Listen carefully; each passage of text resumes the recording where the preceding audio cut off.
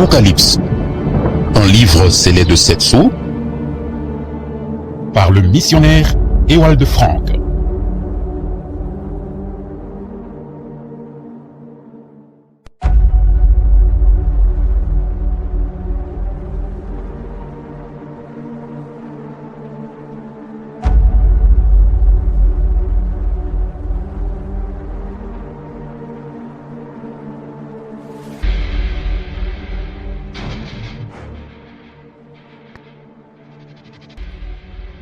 L'Apocalypse, un livre scellé de 7 sceaux, par Ewald Frank.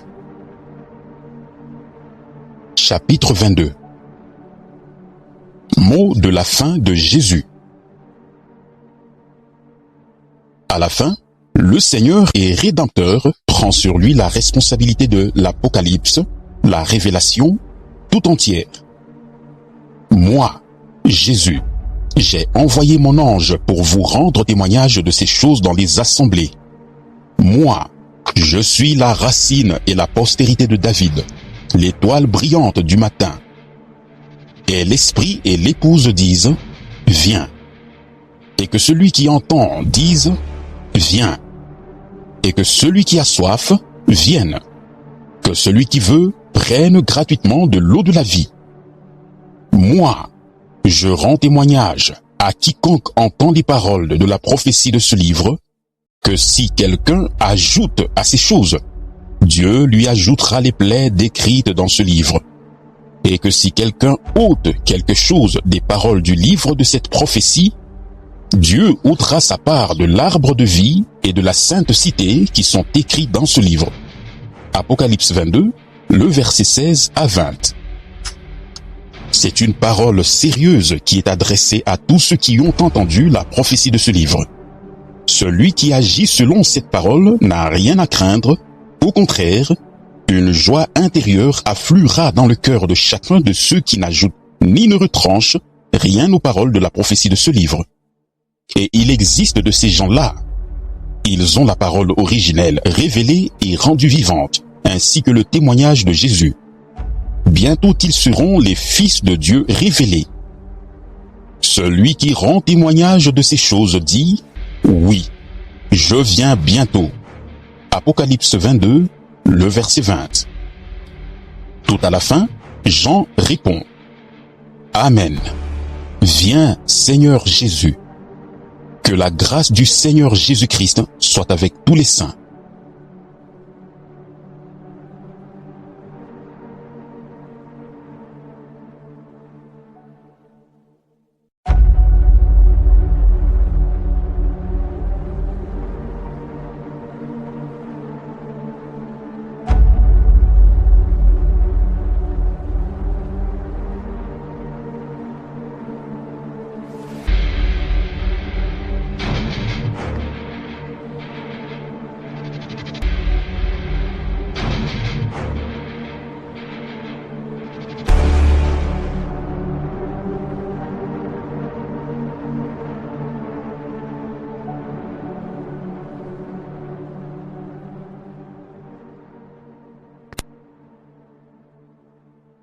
L'Apocalypse, un livre scellé de 7 sceaux, par Ewald Frank. Épilogue. Pendant les 40 années de mon service dans la prédication et du travail dans la vigne du Seigneur, j'ai pu voir d'innombrables fois la direction merveilleuse du Saint-Esprit. Mais en écrivant sur ce thème si difficile et plein de signification, j'ai pu expérimenter à plusieurs reprises et comme jamais auparavant ce que signifiait en pratique cette parole. L'Esprit sonde toutes choses, et l'Esprit vous conduira dans toute la vérité, et il vous annoncera les choses à venir, etc. Sans cesse, il est arrivé que l'Esprit de Dieu m'a éclairé et m'a montré le contexte que je n'avais pas remarqué ni connu auparavant. C'est avec une profonde reconnaissance et un grand soulagement que j'ai terminé ce manuscrit. Pour moi, c'est comme si l'Esprit de Dieu en moi se reposait et qu'un grand fardeau m'était enlevé après m'être déchargé de ma responsabilité que Dieu avait mise sur moi de transmettre à son peuple cet important legs de la parole prophétique révélée. La préparation de cet exposé était la plus grande tâche et le plus grand défi placé devant moi dans mon service pour le Seigneur. Cependant, j'ai l'impression que Dieu regarde cela avec approbation. Maintenant, à la fin du 7e âge de l'Église, il a plu au Seigneur, qui est la tête glorieusement élevée de l'Église, de révéler tout son conseil comme il avait fait connaître à ses prophètes et ses apôtres. Cet exposé est définitif et complet, il est éprouvé et sûr. Celui qui voudrait me faire le reproche d'être dur et sans amour juge d'une manière humaine. Dieu aurait préféré, et moi aussi, que tout cela soit dans le domaine spirituel un pur rayon de soleil. Cependant, ce n'est malheureusement pas le cas.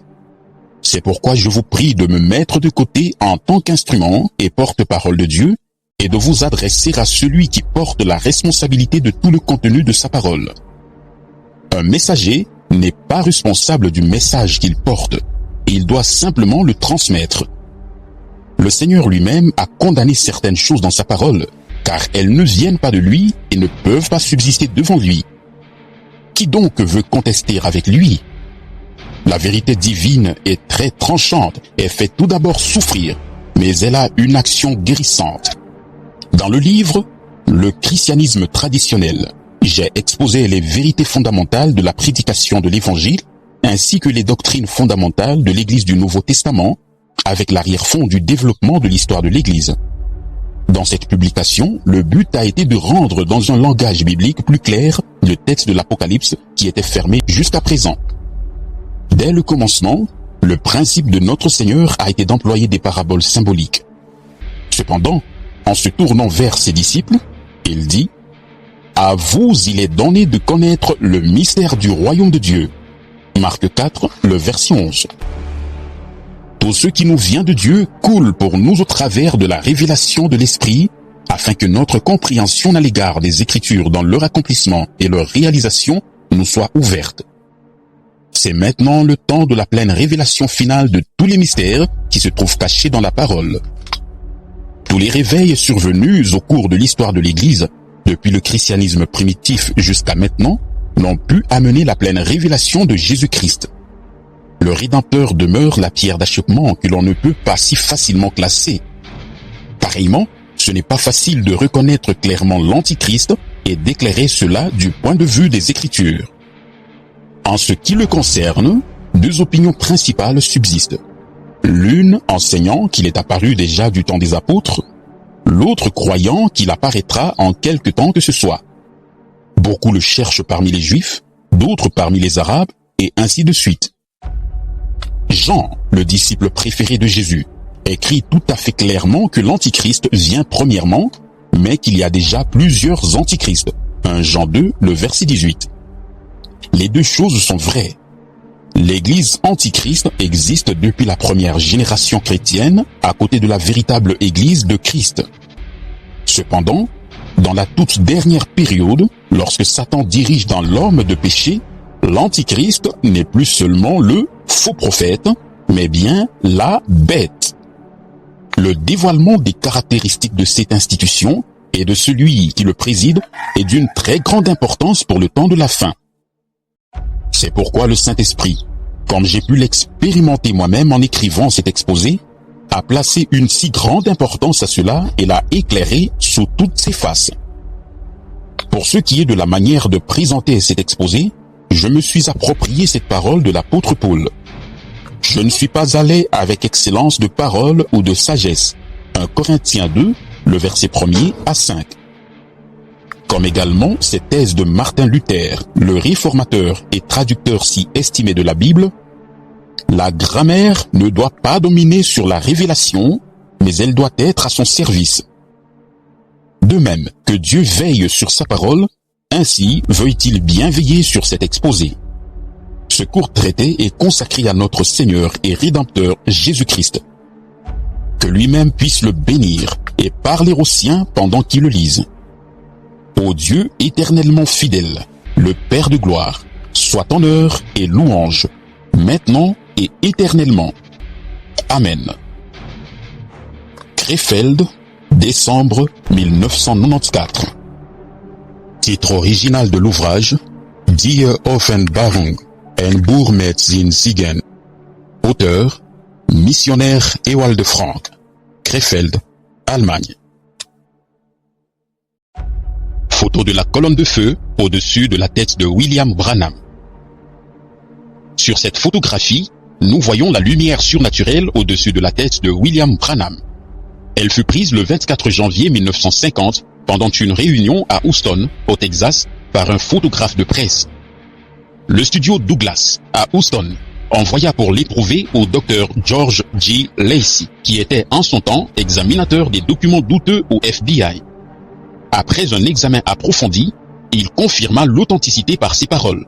« Je suis parfaitement convaincu que le négatif qui m'a été confié pour être éprouvé n'a été ni retouché, ni soumis à une double exposition, ni le produit d'un montage photographique. De plus, je suis parfaitement convaincu que le trait de lumière apparaissant sur la tête a été causé par la lumière impressionnant le négatif.